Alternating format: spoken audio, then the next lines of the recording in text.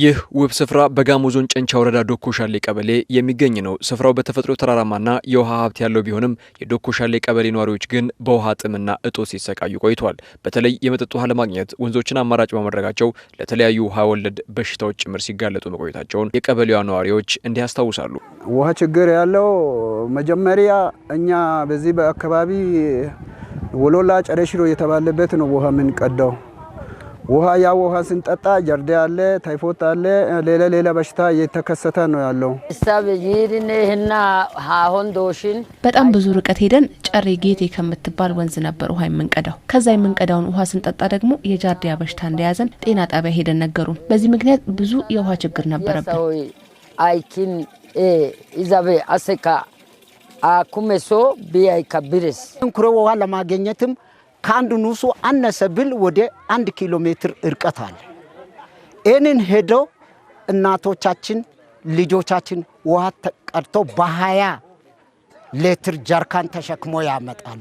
ይህን የጨንቻ ወረዳ ዶኮ ሻሌ ቀበሌን የውሃ ችግር የተረዳው የመሬትና ውሃ ሀብት ማዕከል በብራይት ፕሮጀክት አማካኝነት ንጹህ መጠጥ ውሃ ለአካባቢው ማህበረሰብ ገንብቶ አስመርቋል። ነዋሪውም ከዚህ ቀደም ይገጥመው የነበረውን የውሃ እጦት ችግር በመቀረፉ እፎይ ማለት ችሏል። ውሃ ከመጣ በኋላ ችግር የለም። አሁን እየተጠቀመውን ጥቅሙ በጣም ደስ ብሎኛል። አሁን እዚህ ለኛ ለሰዎቹ ቦምባ ለብቻ ተሰርተዋል፣ ለከብቶቹም ተሰርተዋል፣ ልብስ ለማጠብም ተሰርተዋል።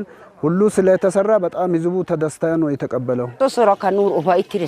ዛሬ ላይ ንጹህ መጠጥ ውሃ በማግኘታችን ደስታ ተሰምቶናል። ከዚህ ቀደም ውሃ የምንጠጣው በስጋት ነበር፣ እንታመም ይሆን እያለን። አሁን ግን ያ ስጋት ተቀርፎልን ውስጣችን ደስ እያለው ንጹህ ውሃ እንጠጣለን።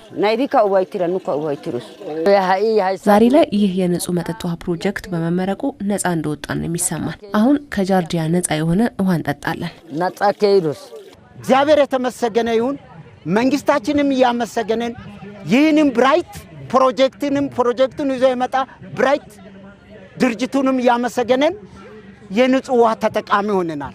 ከቤታችን ከበራችን ወጥተን አሁን ከቦኖ ቀጥተን እየተጠቀመን ነው። የዶኮ ሻሌ ቀበሌን የውሃ ችግር ለመለየት የመሬትና ውሃ ሀብት ማዕከል በብራይት ፕሮጀክት አማካኝነት ጥናት አስጠንቶ ችግሩን ከለየ በኋላ ለማህበረሰቡ የንጹህ መጠጥ ውሃ ማቅረብም ተችሏል። ቦታውን ለመምረጥ በዚህ በአለፈው ዓመት የሰኔ መጨረሻ ላይ ወደ 35 የሚሆኑ ዶክተሮችን ከ70 በላይ የሚሆኑ የማስተርስ ተመራቂ ግራጁዌት ባለሙያዎችን በአጠቃላይ ድጋፍ ሰጪ ሰራተኞችን ጨምሮ 126 የሚሆኑ ሰራተኞችን እዚህ ጨንቻ ውስጥ ከትመው የአርባ ምንጭ ዩኒቨርሲቲ የምርምር ማዕከል አለ፣ እዛ ከትመው በእያንዳንዱ ቀበሌ ውስጥ ያለውን ችግር ጥናት አድርገዋል።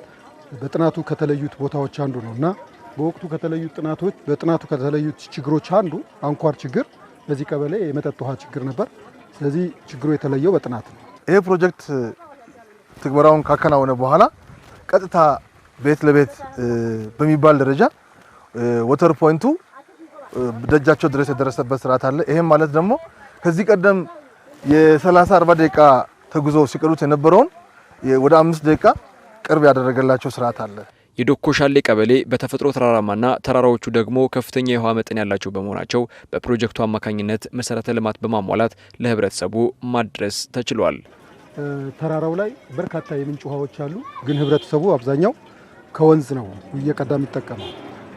ምንድነው ያደረግነው? ምንጮችን ለየን።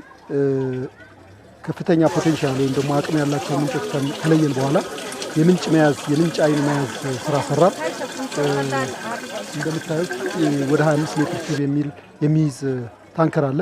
ወደዛ እንዲገባ በማድረግ በየአቅጣጫው ደግሞ ለዚህ ለ7800 ተጠቃሚዎች አማካኝ የሆኑ ቦታዎች ላይ የዚህ አይነት የቦኖ ግንባታዎች ተደረጉ። ውሃው ትልቅ አቅም ስላለው እዚህ የውሃ ማቆሪያ ገንዳው ውስጥ ወይም ደግሞ ታንከር ውስጥ በፍጥነት ነው ውሃው የሚሞላው።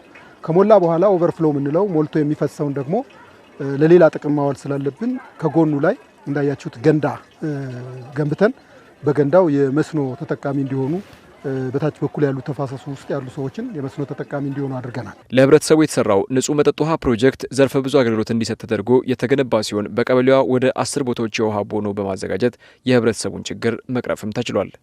መስኖ አለው። ከብቶች ራሳቸው ንጹህ ውሃ እንዲጠጡ የከብቶች ማጠጫ አለ። ህብረተሰቡ ወንዝ ሳይሆን እዚሁ ልብሱን ማጠብ እንዲችል ልብስ ማጠቢያ ገንዳዎች አሉ። ይሄ ብቻ አይደለም፣ ወደታችም ሌላ ገንዳ አለ። ትምህርት ቤቶችም ይሄን የመሰለ የቦኖ ግንባታ አላቸው።